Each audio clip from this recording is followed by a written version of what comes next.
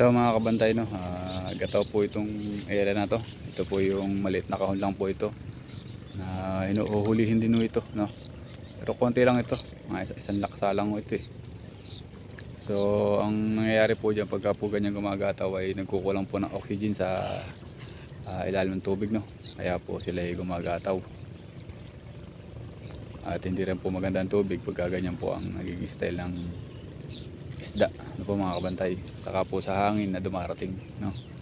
Yan po ang style ng gataw ng isda pagka po tayo ay may disgrasyahan mga kabantay. So sawa naman ng mga po na hindi naman po ano, gataw lang po siya,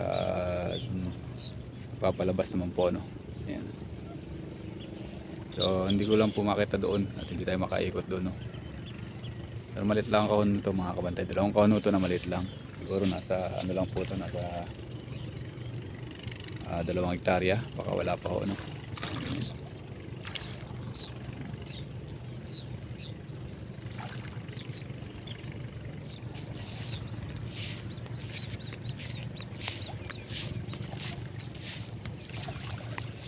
Ayan po. Pero malapit na pong hulihin ito mga kabantay. 15 daw po ang petsa na hulihin ito, no.